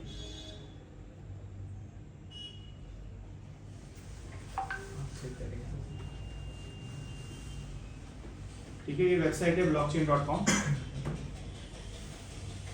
वेबसाइट तो दिया आपने। तो इस पे आप एक्सप्लोरर पे आ सकते हो। तो यहाँ पे आप देख लो लेटेस्ट ब्लॉक, तो ये ब्लॉक नंबर है 875266। तो यानी कि इतने ब्लॉक आ चुके हैं, ये अभी अभी माइन हुआ है और अभी अभी जुड़ा है ब्लॉकचेन से, ये वाला। इस बंदे ने, कोई बंदा है माइनर, नाम नहीं दिखाते यहाँ पे, उसने इसको माइन किया। ऑन एन एवरेज मैंने बताया था हर 10 मिनट में ऐड होता रहता है। तो 10 मिनट इसने लगाए, कितनी ट्रांजेक्शंस को उसने वेरीफाई करा उस ब्लॉक के अंदर, 3000 को वेरीफाई करा। नॉन्स क्या होता है? नॉन्स एक नंबर होता है जो, मतलब नॉन्स एक कंप्यूटर का नंबर है बेसिकली। एंड कितने बाइट्स का ये ब्लॉक बना, तो यहाँ पे साइज लिखा हुआ है। एंड कितने BTC टोटल भेजे गए इस ब्लॉक के अंदर, तो टोटल कैलकुलेशन है 4000 BTC समथिंग।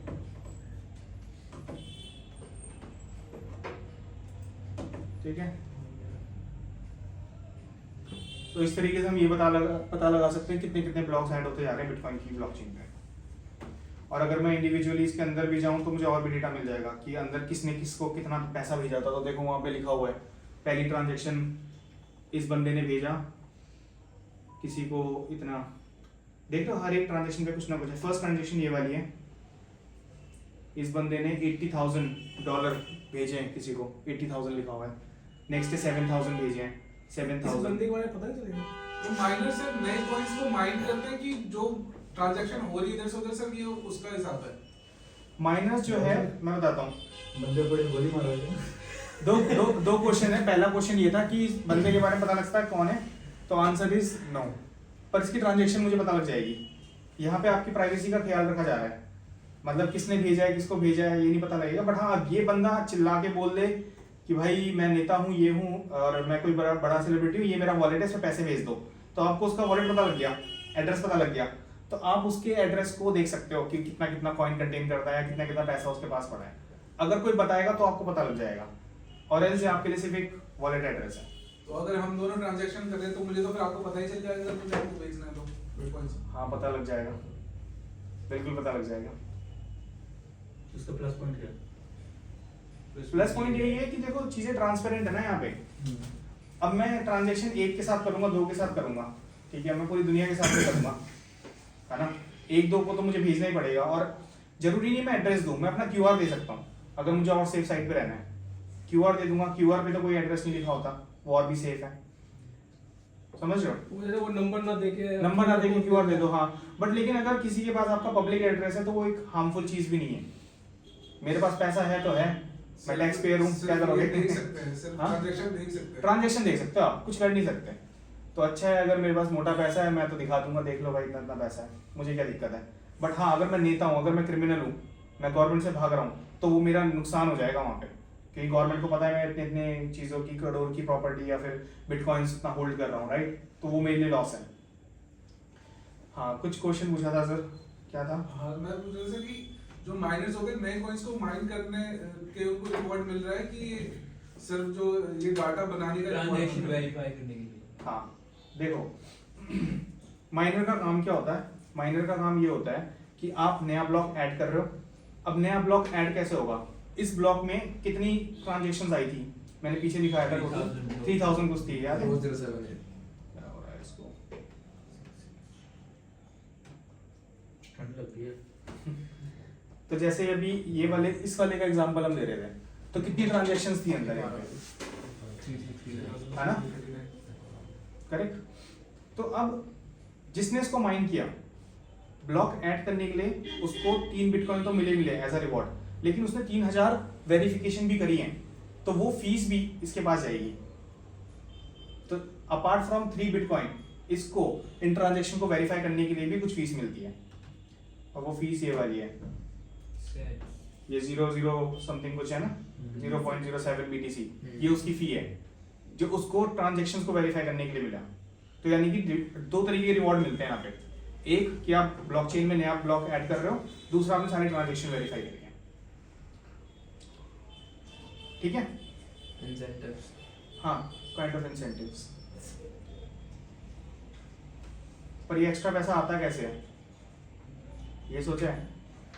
फोन पे वाला कैसे कमाता है, या पेटीएम वाला कैसे कमाता है? बैंक की तरफ घुमा देता हूँ। फीस लेके सर। तो हाँ, करेक्ट। जैसे आप कोई रिचार्ज भी कर रहे हो ना, तो वो कन्वीनियंस फी या नेटवर्क फी ऐसे करके कुछ ऐड करता है। एड्स वगैरह चलाते हैं, उनके प्रोडक्ट्स भी सेल होते हैं। हाँ स्पॉन्सरशिप। हाँ, तो वो फी लेते हैं। तो वैसे ही मान लो मुझे अगर 1 लाख रुपए की BTC किसी को भेजने हैं, तो नेटवर्क फी मुझे देनी पड़ेगी।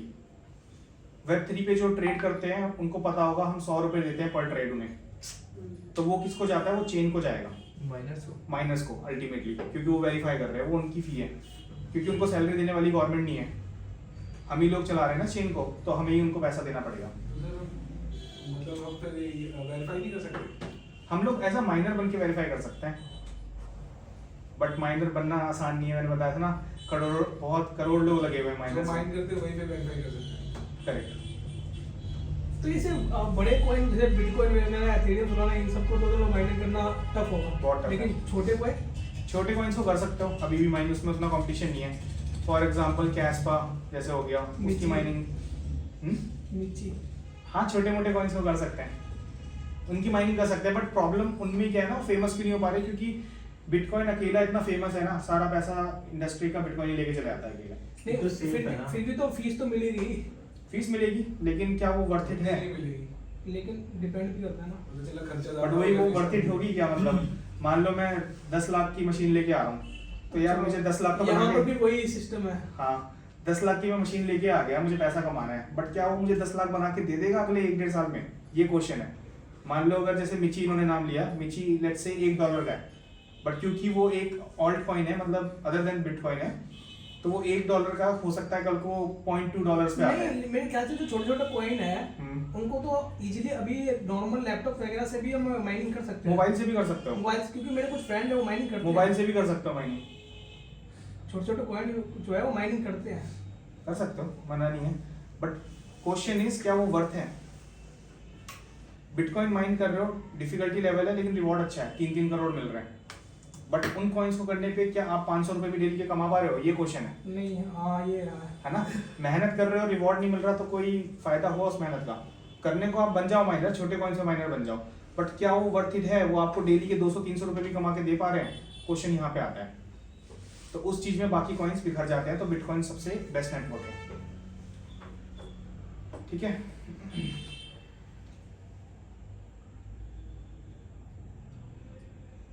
चलो अब सेकेंड लास्ट प्रॉपर्टी है, वैसे शायद ये लास्ट ही है, हाँ लास्ट प्रॉपर्टी है बिटकॉइन की, सिक्योरिटी और ट्रस्ट। सिक्योर क्यों है इसके पीछे? क्योंकि माइनर्स है यहाँ पे, ठीक है। अब मुझे एक चीज बताना, जैसे मैं एक पोस्ट ऑफिस में जा रहा हूँ पैसा जमा कराने के लिए, पोस्ट ऑफिस वाले भी पैसा जमा करते हैं, राइट? वहाँ पे एक 60 साल के बुढ़े अंकल हैं जिनको चश्मा चढ़ा हुआ है, ठीक है, मैं चश्मा हटा देता हूँ, मैं बुढ़ा नहीं हूँ, अपने आप को नहीं कर रहा, ठीक है। एक बुढ़े अंकल है जो चश्मा चढ़ा हुआ है, ठीक है, वो एंट्रियां करने में लगे हुए हैं, सब देख रहे हैं चश्मे में। ठीक है। तो मान लो आपने 60,000 रुपए दिए, लगा लो चश्मा आप, ठीक है। बुड्ढे।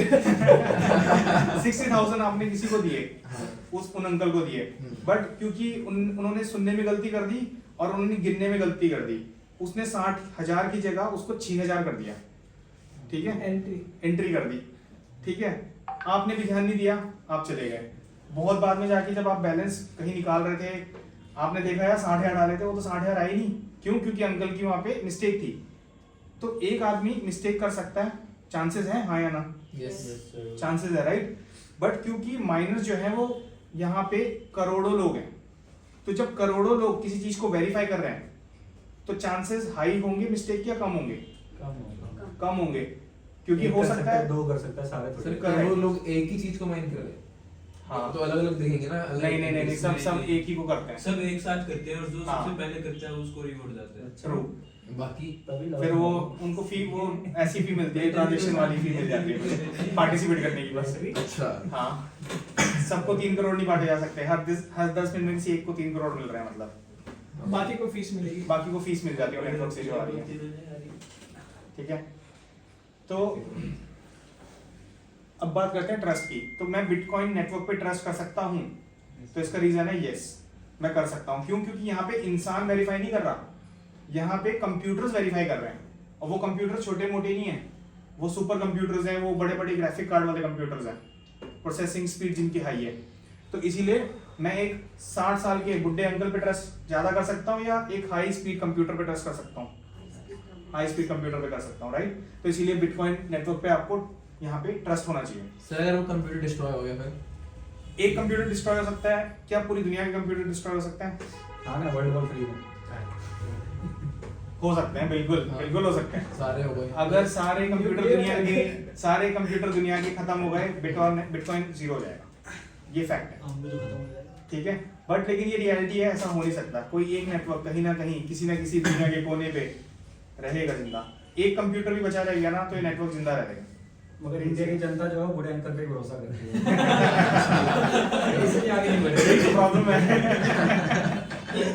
बूढ़े अंकल सही दिखेंगे। और तभी हर्षद मेहता जैसे स्कैम होते हैं। एब्सोल्युटली। ठीक है, तो बिटकॉइन की खासियत क्या थी? देखो, सीधा सीधी बात है, आपका पैसा आपके हाथ में, पावर पूरी आपके हाथ में। ठीक है, कोई कंट्रोल नहीं कर रहा। आपकी मनी डिस्ट्रॉय करने के जिम्मेदार सिर्फ आप होंगे अगर होंगे तो, वरना कोई अगला गवर्नमेंट आपकी मनी को डिस्ट्रॉय नहीं कर सकता। ठीक है, लास्ट टॉपिक है। ठीक है, बिटकॉइन का यूजेस। बिटकॉइन को आप 3 तरीके से यूज कर सकते हो। फर्स्ट यूज जो है इसका वो एज अ करेंसी है कि मुझे कुछ सामान लेना है, मैं जाऊंगा सिमिलर टू फोन पे, क्यूआर स्कैन करूंगा, चीज खरीद लूंगा। पहला यूज केस है। क्या ये अभी इतना एक्सेप्टेबल है दुनिया में? नो। स्टील कहीं है, कहीं हाँ, कहीं कहीं पे है। अमेरिका का कोई पार्ट है, कोई छोटा सा आइलैंड है, वहां पे यूज कर रहे हैं वो बिटकॉइन को। जैसे आप लोग यूपीआई कर रहे हो ना, वो लोग वहां पे यूज कर रहे हैं एज अ पेमेंट के लिए। ठीक है, बट अभी ये इतना एक्सेप्टेबल नहीं है, बट गोइंग फॉरवर्ड ये हो जाएगा। बिटकॉइन से चिप्स किया। हाँ, ये हो जाएगा पॉसिबल, क्योंकि कई जगह ये हो रहा है अभी भी। ठीक है, सेकंड चीज है स्टोर ऑफ वैल्यू। ठीक है, स्टोर ऑफ वैल्यू, देखो वैल्यू बार बार आ रहा है, याद है मैंने बोला था मनी इक्वल टू वैल्यू। इस चीज को ऐसे अज्यूम करना, मेरे पास 1 लाख रुपए के नोट है। ठीक है, मैं उसको किसी से छुपाना चाहता हूँ, मैंने जमीन पे गाड़ के रख दिया। ठीक है, फिर मैं छुपा के रख देता हूँ, भूल जाता हूँ, लेट्स से मैं कहीं चला गया, मैं 10 साल के बाद वापस आता हूँ, उसी कैश को मैंने दबा रखा है, उसके साथ मैंने 1 किलो गोल्ड भी मैंने दबा रखा है। अज्यूम करना इस चीज को। 10 साल बाद आ रहा हूँ, क्या वो 1 लाख का कैश मेरे लिए 10 साल बाद 1 लाख की वैल्यू स्टोर करता है? नहीं सर, 10% इन्फ्लेशन है सर, है ना। तो वो 1 लाख की वैल्यू 10 साल के बाद क्या हो जाएगी? कम हो जाएगी। क्या गोल्ड जो है मेरी वैल्यू को स्टोर कर पाया? गोल्ड तो कर लेगा। अब गोल्ड कर लेगा, गोल्ड कर लेगा। नहीं, अब वो 10 लाख भी कर लेगा, क्योंकि आरबीआई के जो न्यू नॉर्म्स में आए हुए हैं कि इन्फ्लेशन रेट अगर बढ़ रही है तो उस अकॉर्डिंग के जो अमाउंट है वो भी बढ़ना चाहिए। बट क्या अभी ऐसा हो रहा है? नहीं हो अभी नहीं हो रहा, अब हो सकता है। हाँ, ठीक है। तो कहने का मतलब है जो मेरी नॉर्मल पेपर करेंसी है वो मेरी वैल्यू को स्टोर करने में क्या हेल्पफुल है? Answer is no. ठीक है, गोल्ड मेरे वैल्यू को स्टोर करने में सक्षम है? यस, गोल्ड है कई हद तक। ठीक है, गोल्ड क्यों है? वैल्यू बढ़ रही है, लिमिटेड सप्लाई। लिमिटेड सप्लाई, इसका आंसर था लिमिटेड सप्लाई। क्योंकि गोल्ड लिमिटेड सप्लाई में प्रेजेंट है तो अपनी वैल्यू ओवर द टाइम जितना टाइम जाएगा ना तो उसकी डिमांड बढ़ती रहेगी रेदर देन कम होने की वजह, क्योंकि लिमिटेड सप्लाई थी। ठीक है, अब यही प्रॉपर्टी बिटकॉइन कंटेन करता है। लिमिटेड सप्लाई है, ठीक है, तो वैल्यू वो स्टोर करके रखेगा आपके ओवर द ईयर्स। आप अभी 10,000 रुपीज की बिटकॉइन स्टोर करके रख लो, 10 साल बाद उनकी वैल्यू भी बहुत एक्सपोनेंशियली बढ़ जाएगी। आईफोन की वैल्यू बढ़ी हैं? ठीक है, तीसरा तरीका बिटकॉइन का इस्तेमाल जो कि मैं भी करता हूँ, मैं इसे एज ए इन्वेस्टमेंट देखता हूँ। ठीक है, कि मैं इसमें पैसा लगा दूंगा, ये मेरी वैल्यू को रखेगा, स्टोर करेगा और मेरी इन्वेस्टमेंट में मुझे पैसा बढ़ के मिल जाएगा ओवर द ईयर्स। अब स्टोर ऑफ वैल्यू का एग्जांपल मैंने दिखा रखा है, इस एग्जांपल को आप लोग एज अ समरी हम ये कह सकते हैं कि बैंक में रखने से अच्छा पैसा हम बिटकॉइन रख सकते हैं। True. Yes. Yes. वो बढ़ ही रहा है और बैंक Correct. वाला कम हो रहा है। करेक्ट, मतलब यही वर्ड से कहना चाहता है बिल्कुल बिल्कुल। सो अब आप केवल यही कंपैरिजन मैं यहाँ करना भी चाह रहा हूँ, लास्ट टॉपिक यही है कि स्टोर ऑफ वैल्यू किसको बोलते हैं। इसका जीता जागता एग्जांपल इन 4 एसेट से मैंने कंपेयर कर रखा है। अगर मैंने अपना पैसा, ये 1 साल का कंपैरिजन है, बिटकॉइन में रखा होता, गोल्ड में रखा होता, S&P 500 जो कि अमेरिका का इंडेक्स है, निफ्टी 50 सबको पता है इंडिया का इंडेक्स है, तो अगर मैं अपना एफडी भी डाल दो, एफडी में भी डाल सकता हूँ, ठीक है, वो भी करते हैं जो। हाँ, तो मुझे सबसे अच्छा एसेट कौन सा परफॉर्म करके दे रहा है? बिटकॉइन। तो उसमें वैल्यू भी स्टोर करी हुई है मेरी, प्लस वो मुझे एज अ इन्वेस्टमेंट बहुत ज्यादा ल्यूक्रेटिव रिटर्न्स दे रहा है। 5 साल में देखो तो 5 साल में गोल्ड, S&P, इंडिया का पूरा इंडेक्स, उससे ज्यादा रिटर्न किसका है यहाँ पे? बिटकॉइन का 641। और अगर पिछले डेकेड में देखोगे तो बिटकॉइन ने कितना रिटर्न दे दिया? 18,000। हमारे निफ्टी 50 ने कितना दिया? 194। S&P ने कितना दिया? 294। गोल्ड ने कितना दिया? 143। तो ये सब लोग नीचे के जितने भी 3 एसेट क्लास हैं, ये स्टोर ऑफ वैल्यू की तरह काम तो कर रहे हैं, बट क्या ये एज अ इन्वेस्टमेंट आपको बेनिफिट दे पा रहे हैं? तो ये आपको देखना पड़ेगा। क्यों? क्योंकि बिटकॉइन हैंड्स डाउन सबको बीट करता है। एक ही दिक्कत है ना, जैसे जो भी हम कहीं से भी हम बिटकॉइन बाय करते हैं, जैसे कि अगर मान लो हम कॉइन DCA से बिटकॉइन बाय करते हैं, ठीक है, और कॉइन DCA से भाग गया, हाँ, ये दिक्कत है, क्योंकि वो ट्रस्टवर्दी नहीं है, ये मगर आप दिक्कत बाहर है। जाओगे तो बाहर तो कर सकते हो ना ये चीज। ये दिक्कत है, ठीक है। तो इसका एक सोल्यूशन भी इंडिया है। में तो कोई जल्दी सॉल्यूशन नहीं है इसका। नहीं नहीं, इसका एक सोल्यूशन और है, ठीक है। एक्सचेंजेस पे पैसा रखना, मैं भी खुद इस चीज को समझता हूँ, खतरे से खाली नहीं है, क्योंकि अगर कोई एक्सचेंज आपका पैसा लूट के भाग गया तो आप कुछ नहीं कर पाओगे, गवर्नमेंट भी नहीं आती बचाने, ठीक है। हाँ, हाँ? कोई नहीं है। मैं जाऊंगा ना, मैं इस पे जमा करा देना। हाँ, ठीक है। तो क्या होता है, इसके लिए और फैसिलिटीज होती है, उसको बोलते हैं हार्डवेयर वॉलेट, ठीक है।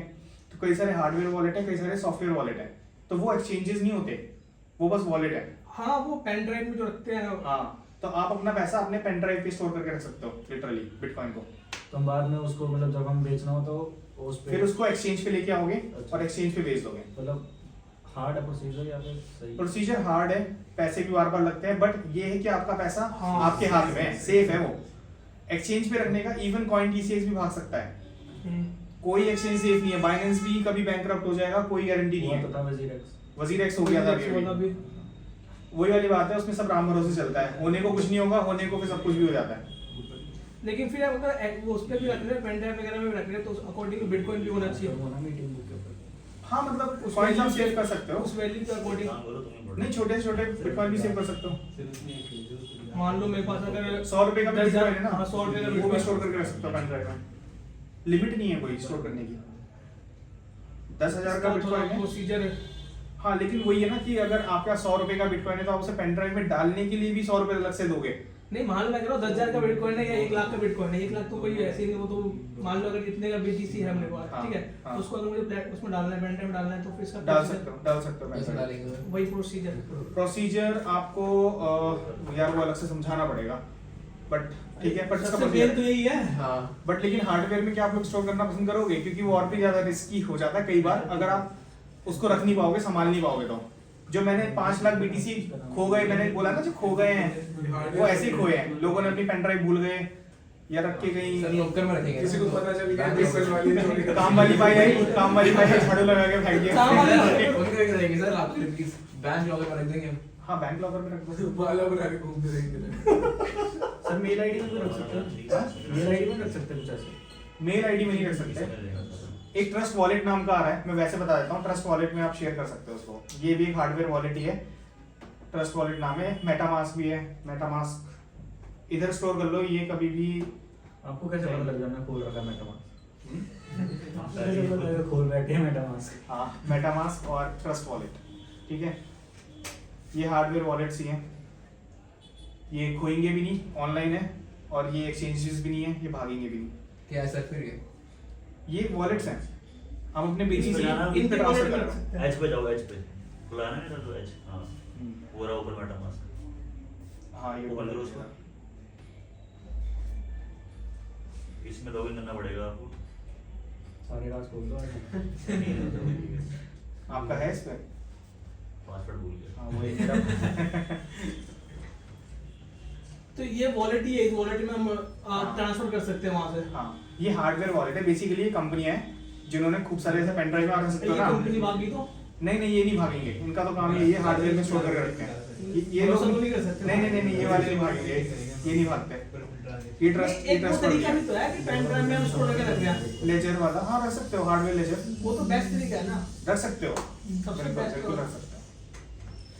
बट प्रॉब्लम ये हो जाती है ना उसके साथ Redeem कि कैसे? बार बार रिडीम करने के लिए आपको एक्सचेंज पे आना पड़ेगा। सर एक्सचेंज वाले मना करते हैं आपके किसी पे भरोसा नहीं है मेरे को। हाँ बिल्कुल करना भी नहीं चाहिए, होना भी नहीं सही चाहिए। बात है सर। से पहले थोड़ा सा पेन ड्राइव पे भरोसा है, वो मैं अपने घर से किसी को भरोसा नहीं सर एक्सचेंज वाले मना करते हैं कि हम नहीं रखते पेन ड्राइव। नहीं नहीं ऐसा नहीं होता, एक्सचेंज वाले ले लेते हैं, उनको फी मिलती है ना। बिटकॉइन जब आप एक्सचेंज पे ट्रांसफर करते हो उनको फी मिलती है, तो वो अपना पैसा क्यों फिर वो डिसाइड करेंगे कौन डिसाइड करेगा। उन वो डिसाइड करते हैं, फी होती है। नहीं एक्सचेंज भी भाग सकते हैं। एक्सचेंज तो भाग ही सकते हैं। नहीं वो ये वाले ये क्या हाँ, ये ये ऐसे समझ जो सकते हैं। हाँ, wallet- ये वॉलेट ये वगैरह एक्सचेंज नहीं है ना। बट तो ये ये भी एक्सचेंज भाग नहीं है। सकते हैं, इन पे भी हम भरोसा कर देखो सकते अगर हैं। ऐसी बात है तो भागने को तो सच में भाग सकते हैं। हाँ। इसका प्लेन एंड सिंपल आंसर यही है, भागने को ये भी भाग भागेंगे। सकते हैं। As to the लेकिन अपने कोई पास भी भाग एक्सेस जाए। रहेगा ना हाँ। सर, वो किसका एक्सेस रहेगा मेटामास्क का हमारे पास? मेटामास्क मतलब एक ट्रस्टफुल एंटिटी है, क्योंकि एक्सचेंज नहीं है। एक्सचेंज वाले भागते हैं हर बार, ठीक है। ये वॉलेट वाले, ये वाले इंडस्ट्री के लोग नहीं भागेंगे। सर इन पे काम होता क्या है, इनको कौन रेगुलेट करता है ये वॉलेट वाले को? अभी यूएस में जैसे इंडिया में होता है ना आरबीआई वगैरह करती है ना रेगुलेट, तो वहाँ पे सेक है, एसईसी, वो लोग रेगुलेट करते हैं इनको सबको। तो इनके पास लाइसेंस वगैरह सब है। जैसे ब्लैक रॉक है, हम्म। वो अगर उससे हम लेते हैं तो ये भी तो ट्रस्टवर्दी है कि ब्लैक रॉक देगा हमें। इसीलिए ETF इतने फेमस हो रहे हैं। गुड क्वेश्चन, ठीक है। अगर आपको एक्सचेंज से नहीं लेना मत लो, आप ब्लैक रॉक के ETF से लो, ठीक है। तो वो प्लेन एंड सिंपल है, क्योंकि अगर आप 1 करोड़ के BTC उनके ETF से लेते हो तो ब्लैक रॉक जिम्मेदारी रहेगा कि कल को 1 करोड़ अगर BTC मेरे हाथ से चले गए तो फिर वो गारंटी देगा आपको 1 करोड़ वापस देने की। ब्लैक रॉक की पर if in case black rock छोटी मर छोटी जाए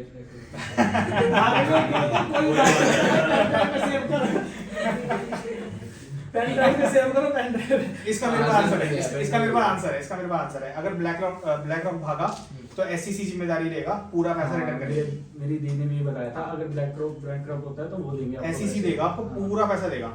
इंडिया की तरह नहीं है कि 5 लाख ही मिलेंगे आपको, नहीं, पूरा देगा। SEC की गारंटी होती है। सर इसका प्रोसीजर क्या है किसका? ब्लैक रॉक में हम डालने के वो ETF है। ETF है, आपको बाहर से IND मनी है ना, उसके थ्रू भी खरीद सकते हैं, बट ब्लैक रॉक वाला नहीं खरीद पाओगे। IND मनी से ब्लैक रॉक वाला ब्लैक रॉक वाला नहीं खरीद पाओगे। तो कैसे हुए सर मेरे? अरे मैं प्रॉक्सी बता दूंगा बिटकॉइन खरीदने की, कोई नहीं।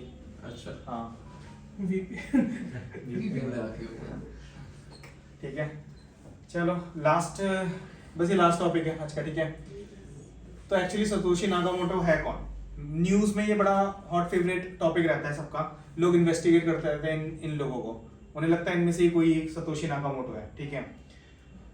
इस बंदे को इसलिए बोलते हैं क्योंकि इसका नाम उसी तरीके से कुछ है, सतोशी नाकामोटो जैसा कुछ नाम है इसका, ठीक है। इस बंदे पे इसलिए लोगों को डाउट होता है क्योंकि इस बंदे ने वो जो मैंने ये पूरा एड्रेस वाला दिखाया था ना, है ना, वो एड्रेस वगैरह ब्लॉकचेन की फॉर्मेशन का कॉन्सेप्ट वो इसी बंदे का था, इसने ड्राइव किया था 1992 में। तो लोग इस पे भी डाउट करते हैं। ये बंदा एक्सचेंज का बंदा है कि एक्सचेंज वगैरह रन करता है, तो लोगों को डाउट हुआ, ये बहुत ज्यादा पब्लिसिटी करता था शुरू में, तो ये हो सकता है। इस पे भी बहुत ज्यादा लोगों को डाउट रहा था क्योंकि सबसे पहली ट्रांजैक्शन सतोशी नाकामोटो ने इसको करी थी और इसके साथ वो बात करता था फॉरम पे, तो उनके पास ईमेल पूरे शेयर्ड हो रखे हैं।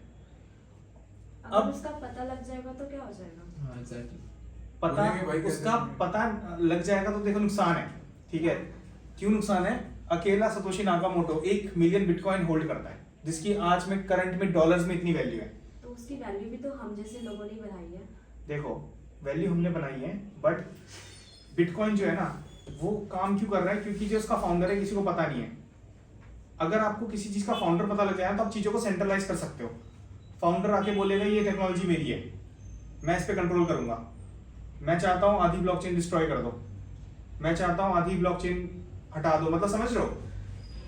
अगर कोई फादर आ जाए किसी चीज का कल कांग्रेस पार्टी कहेगी तुम्हारे साथ हो जाएगा। हाँ तो वो नुकसान है अगर कोई एक बंदे के पास कंट्रोल होगा। ये इसीलिए भाग गया, इसीलिए छुप गया क्योंकि इसने बोला था कि ये मैंने बना तो दिया बट ये लोगों की करेंसी है, अब मैं आऊंगा ही नहीं। और ये और भी सप्लाई कर सकते हैं ना, अगर आ गया तो अब नहीं कर पाएगा, जो रन हो गया वो रन हो गया, अब नहीं कर पाएगा, आने के बाद अब आने के बाद भी नहीं कर पाएगा। सर अगर अभी आ गए हैं बोला मैं हूँ ओनर, हाँ फिर तो फिर लोगों को डर लगेगा। गोली पर मार क्यों वो तो खुद की मनी के खुद रिस्पांसिबल है ना। हाँ, उनके लेकिन राइट्स काले उनके मार- पास है, ज्यादा जिसके पास बिटकॉइन होगा। डर अच्छा डर डेथ का खतरा है। हाँ ये हाँ? क्या है? डेथ का भी खतरा है। सबसे बड़ा खतरा डेथ का ही है। बीच में सर आगे तो मैक्सिकन बैठे हैं, वैसे भी गोली मार देते पता नहीं लगता कौन है कौन नहीं। अभी ना HBO पे एक डॉक्यूमेंट्री निकली थी, पूरा इन्वेस्टिगेशन चली थी, तो लास्ट में उन्होंने इस बंदे को बताया, पीटर टॉड नाम है इसका, उन्होंने बोला ये है असली सतोशी नाकामोटो। ये बंदा ऑल्दो मना करता रहता है बट अब थ्योरी इस तरीके से हो गई है कि अगर कोई आके बोले भी ना कि मैं हूँ सतोशी नाकामोटो तो हम लोग मानते नहीं है। तो ये बंदा चीख चीख के कहता इसके रहता पास है। कुछ ना कुछ तो होल्डिंग होंगी बढ़िया BTC की। प्रॉब्लम यही है ना कि हाँ इसके पास अपने BTC है बट ये वाला वॉलेट इस पे नहीं है, अच्छा और ये वॉलेट एक्टिव ही नहीं है। मतलब जब ये चला गया था सतोशी नाकामोटो तब से लेकर अब तक एक्टिव नहीं है। लोगों को डाउट इस पे जाता है एक्टिव कौन नहीं होगा इंसान। ये इंसान 2012-13 में मर गया था, तो किसी का वॉलेट इनएक्टिव है, इतना कंट्रोल किस में होगा यार, इतनी वेल्थ कौन नहीं यूज करना चाहेगा। मेरे पास आज को इतनी वेल्थ आ जाए, ठीक है, मान लो मैं इन्वेंटर होऊंगा, मेरे पास इतनी वेल्थ आ गई है, मैं क्यों ना इसका एक पोर्शन तो निकाल सकता हूँ ना यूज करने के लिए। मैं क्यों दान में कर दूं और हीरो बन जाऊं लोगों का, मुझे क्रेडिट भी नहीं मिल रहा है ना। तो लोगों का डाउट इस पे भी जाता है क्योंकि ये बंदा मर गया, तो एक मरा हुआ बंदा वैसे भी अपना वॉलेट कभी भी यूज नहीं कर पाएगा, राइट। तो इसलिए लोग इसको भी बोलते हैं। बट अभी जो डॉक्यूमेंट्री आई है उसमें इसको जिम्मेदार ठहराया गया है, पीटर टॉड को। बट ये जिंदा है ये भी। हाँ ये जिंदा है और ये बड़ा अच्छा मतलब कंप्यूटर का एक्सपर्ट है। मर ही गया सर वैसे, हाँ। ऑलमोस्ट इतना ही है मरा हुआ है वो, क्योंकि जब यूजिंग हो रहा है तो हाँ। अगर हम कॉमन सेंस की बात करें तो ठीक है बट ठीक है, लेकिन जो भी इस बंदे ने किया है सतोशी नाकामोटो ने, इसने अल्टीमेटली ह्यूमंस के लिए गोइंग फॉरवर्ड फ्यूचर एक ऐसी करेंसी दे दी है जिसका बैंक और कोई सेंट्रलाइज सिस्टम है ही नहीं। आपकी मनी, आपकी कंट्रोल, आपकी पावर, ठीक है। तो यही पावर है बिटकॉइन की, और बिटकॉइन गोइंग फॉरवर्ड फ्यूचर है करेंसीज का, मनी का, ठीक है। सर बैंक्स के लिए खतरा नहीं वो, बैंक्स के लिए बहुत बड़ा खतरा है, बहुत ही बड़ा खतरा है। वो डिस्ट्रॉय कर देंगे सर। तब तक बैंक नहीं कर पाएगा डिस्ट्रॉय, इसीलिए तो रिटर्न देख रहे हो बिटकॉइन से ग्रो ही होता जा रहा है। बैंक ग्रो नहीं कर पा रहे उस रेट से जिस कॉइन से, जिस रेट से बिटकॉइन ग्रो कर रहा है। जैसे कि इंडियन स्टॉक मार्केट पे रेगुलेशन ला दिया है हाँ। गवर्नमेंट ने, तो सेम क्रिप्टो पे भी तो लगा रेगुलेशन जाए, हाँ बिल्कुल बिल्कुल लगाया जाएगा, जैसे वही कि- फॉरवर्ड लगाया जाएगा। इंडियन स्टॉक मार्केट पे सभी स्टॉक का अपर सर्किट लोअर सर्किट होता है, तो सेम क्रिप्टो के सभी कॉइन पे भी अपर सर्किट लोअर सर्किट होंगे। हो सकता है गोइंग फॉरवर्ड, इसीलिए मैं कहता हूँ ये बुल रन सबसे बड़ा बुल रन है, क्योंकि लास्ट भी हो सकता है ना। हाँ क्योंकि आगे आने वाले टाइम पे रेगुलेशन लग जाएंगे, फ्रेमवर्क डिसाइड हो जाएगा, जिस तरीके के रिटर्न अभी मिल रहे हैं हो सकता है फ्यूचर में वो रिटर्न ना मिले। मीम कॉइंस पे तो मिल ही सकते हैं। मीम कॉइंस पे तो मिल सकते हैं बट बिटकॉइन वगैरह जैसी करेंसीज को हो सकता है रेगुलेट कर दिया जाए, लेकिन फिर जब इसको रेगुलेट कर देंगे तो फिर दिक्कत वहां भी आएगी ना। वहां पे भी दिक्कत आएगी सेम। बट फिर भी रेगुलर करेंसी से तो ठीक है, रेगुलर करेंसी तो इन्फ्लेशन के कारण वैल्यू लूज करती रहती है। सेविंग अकाउंट में पैसा रखना से अच्छा है बिटकॉइन में रख लो, ये फिर लेकिन भी सेफ करता है। तरीके से, ये इस तरीके से नहीं, एक्सचेंज पे नहीं, Exchange वगैरह हाँ हार्डवेयर वॉलेट या फिर हाँ। पेन ड्राइव वगैरह पे स्टोर कर सकता हूँ। फिर वहां भी रखने के लिए कम से कम ना भी तो 50-60 लाख से कम का अगर बिटकॉइन है तो क्या फायदा। हाँ तो कोई फायदा नहीं है, उतना तो एक्सचेंज पे रख लो, ठीक है। चलो आज का सेशन यही खत्म करते हैं, थैंक यू सो मच। धन्यवाद सर, इट वाज सो